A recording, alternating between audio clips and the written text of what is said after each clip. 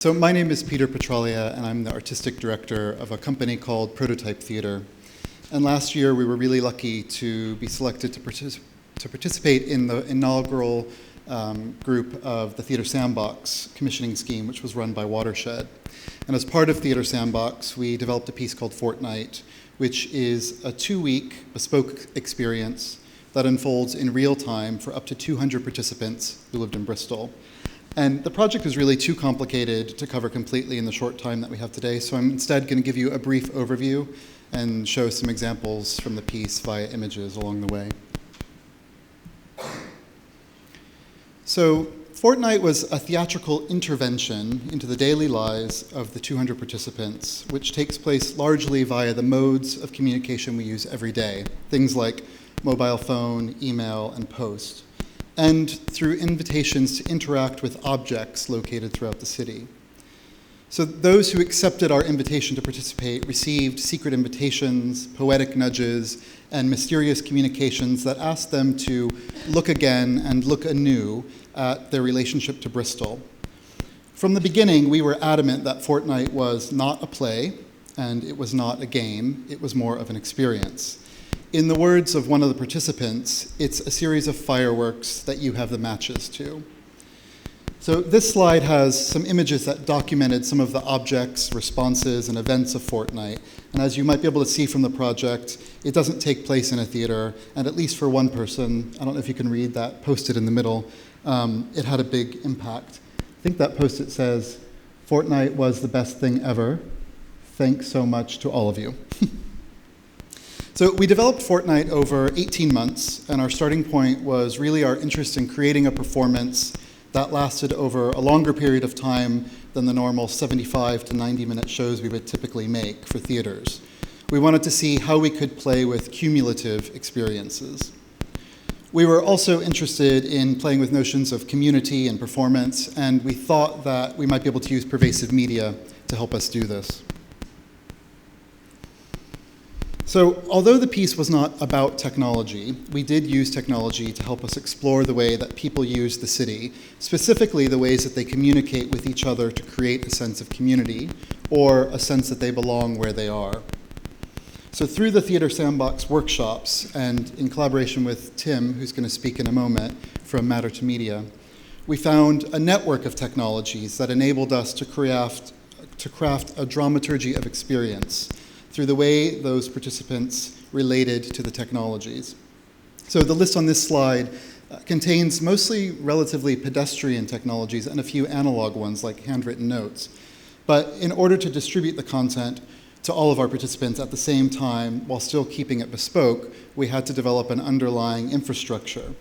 And of particular interest probably to this event today might be our use of RFID, the radio frequency identification. And just as a note, the man in this image here is wearing one of our RFID tags, which I'm going to talk about in a moment. It's the little red square that's pinned to his jacket in the corner. So on the first day of Fortnight, every participant received a handwritten letter, like the one on this slide, delivered to their home at midnight or thereabouts. In the letter was a small hand-sewn felt badge like the one on the previous screen, which had an RFID chip in it, although most participants had no idea what it was, and several of them, kind of hilariously, thought it had a GPS tracking device in it. The letter set the tone for the project and encouraged participants to open themselves up to the creative possibilities of paying attention to how their days unfolded over the next 2 weeks. It also let them know that they would need this badge to access some of the content, and it gave them a password and a username to a shared Twitter account that they could use to contact each other throughout the project. We started the project with a handwritten letter because we wanted to stress the handmade and bespoke. Sorry, is that this? Just going to move that.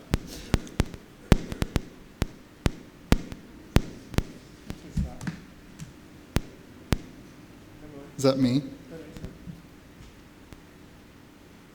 Okay.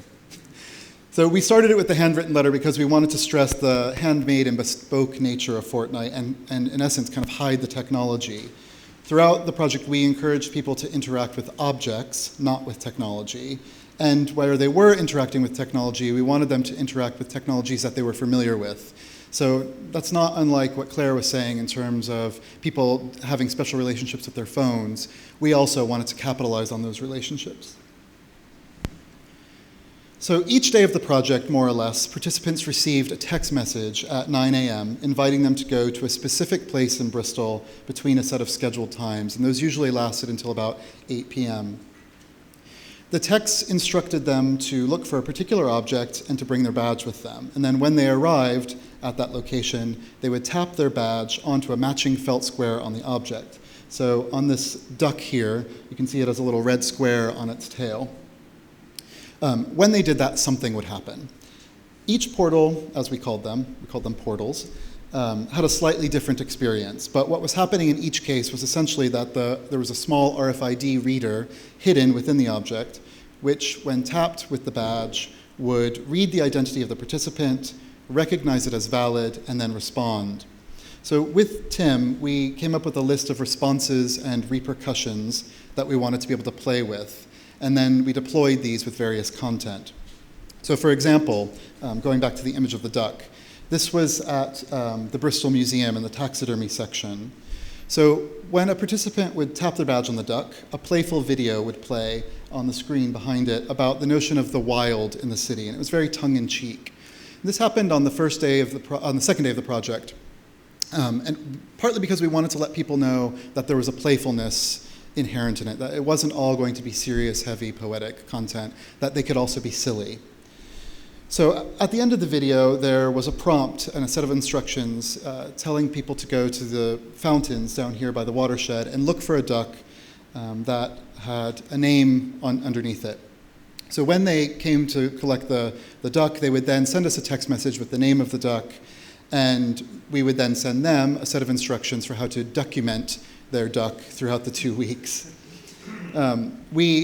We had 500 ducks roughly, I think we had about 125 participants, so we were filling the fountains all day, and it created a lot of interesting experiences just outside of the project with various people who had nothing to do with it, encountering the ducks and wondering what they were. And interestingly, asking permission to take them. So the documents became a way for participants to engage with and, in a way, identify each other throughout the 2 weeks. And the photos that they submitted to us were eventually used at the end in an event that we hosted where we screened all of the images. So each portal then responded immediately when a badge was tapped with either a sound or a video being played. But it also triggered a series of other responses, mostly in the form of text messages related to the content that they had just experienced. And these would sometimes be immediate. In the case of the duck, as soon as they tapped, they would get the text message that had instructions for what to do, so that if they didn't read it on the screen, they had it with them.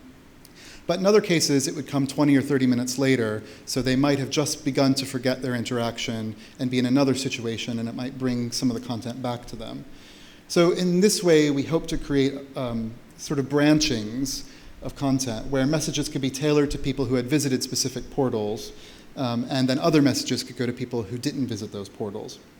So the other images on this slide are just examples of 2 other portals. The one on the top is in a place called Shop, which is a vintage store on the Christmas steps or Christmas stairs in Bristol, and this phone was in the lobby of the Mercure Hotel. And there were, I guess, 12 portals. So the portals weren't the entirety of the content for Fortnight. There were a series of other text messages, nightly poetic emails, invitations to group gatherings, and website postings that developed daily themes and also developed 3 to 4 day thematic arches, all of which supported a larger 2-week arc that was not narrative but thematic. It's also important to note that every message that we sent could be replied to and was. So we sent and received about 5,000 text messages roughly over the course of the 2 weeks. And there were, I think, over 700 messages posted to Twitter, all by the participants. In order to try to capture some of the experience that happened over the life of the project and to give participants a repository of some of the texts that they received, we created a print-on-demand book that was available for purchase on the Wednesday after the project finished. And the book contains all of the scripted messages, a selection of the tweets, images from each portal and from the documents, and descriptions of what happened throughout the day in the form of a timeline. We made the book available in softcover and in 2 different hardcover options, and it was sold for £15 at the cheapest.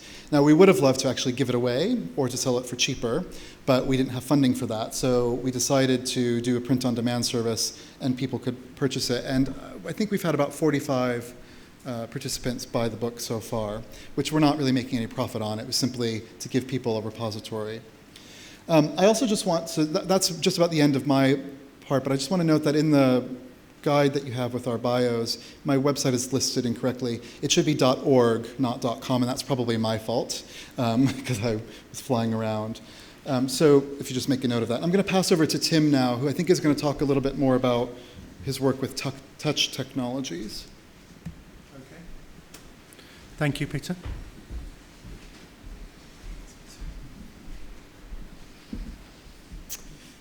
Hello everyone, I'm Tim Kinberg. I'm a computer scientist turned creative technologist. It's kind of interested as a computer scientist in the language of testable propositions this morning. I think there's a lot to talk about on those lines. I'm also have been the research director of the Pervasive Media Studio this year. I'm going to say a few words about my involvement with Fortnight. I'm then going to talk about some things I've done since Fortnight actually, and about the business proposition that is related to it.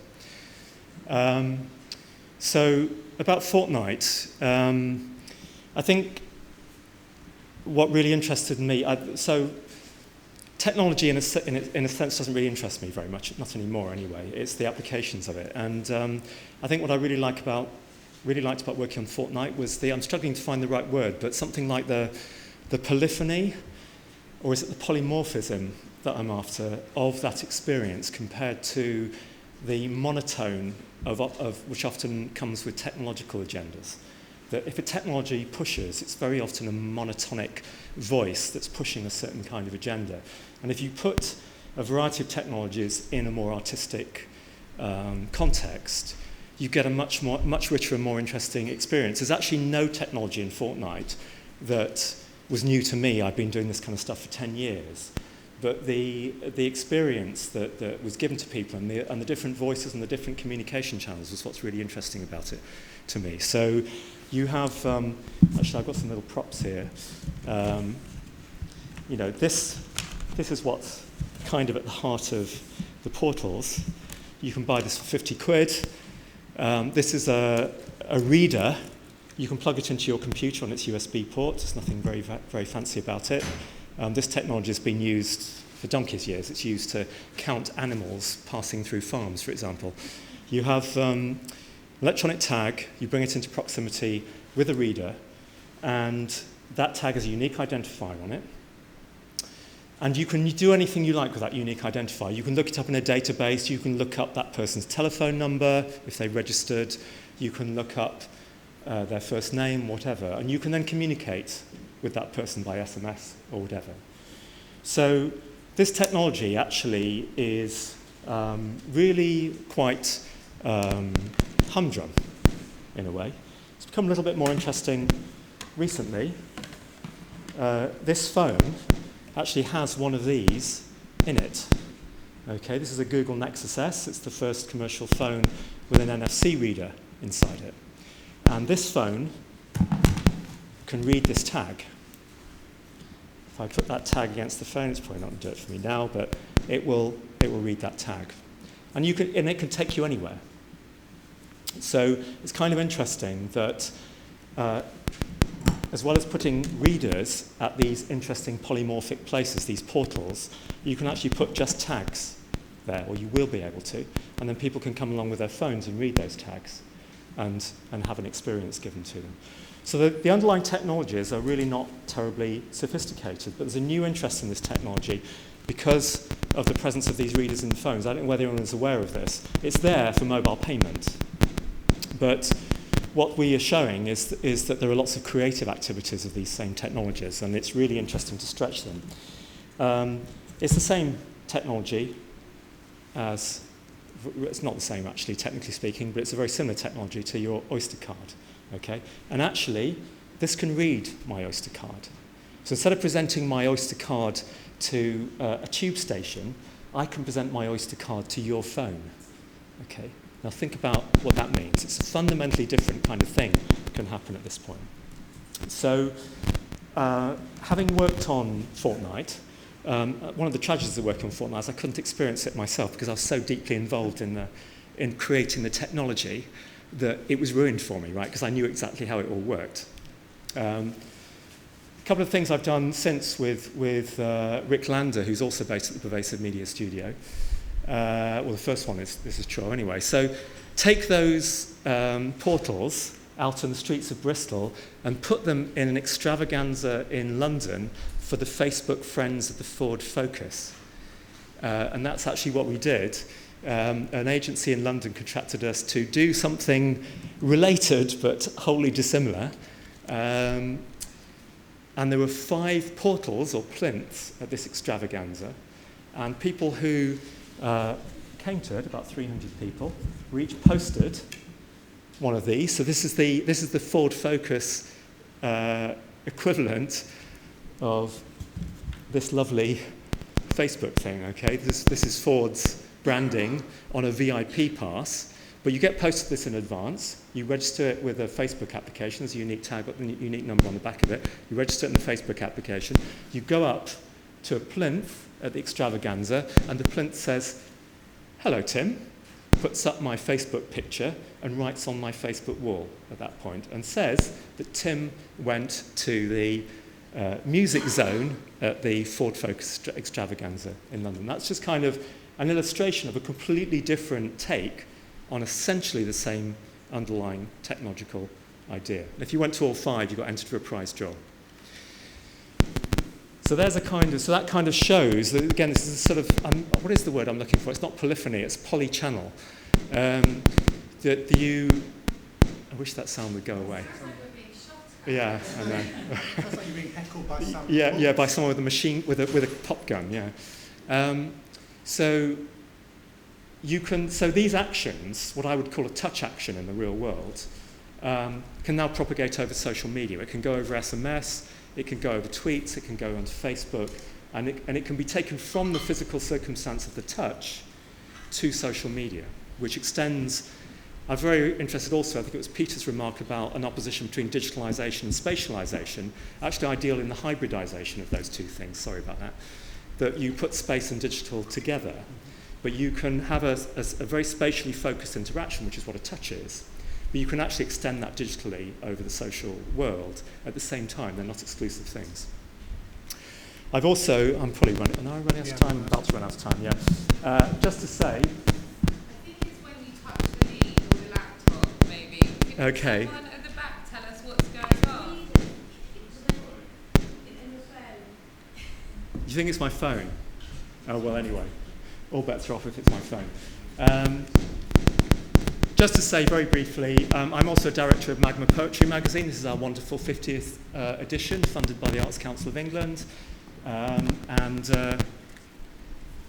I've just done a touch experience for Ledbury Poetry Festival, again talking about the other kinds of applications. That was actually of QR technology, part of Fortnight. If I can just quickly go back to my, whoops.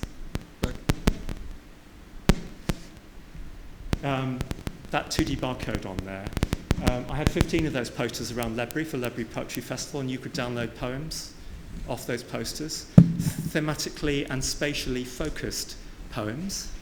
So when you got to this particular poster, they're not all the same. You got something different from that poster around different bits of Ledbury. And I would include QR as a different kind of touch technology.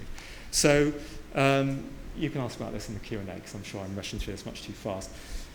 In summary, I've actually, myself and Rick Lander, have a Technology Strategy Board grant to investigate the feasibility of using these technologies, turning them into a platform for all kinds of creative industries endeavours. So I've done all those things as ad hoc applications, which I built myself. I've written software myself.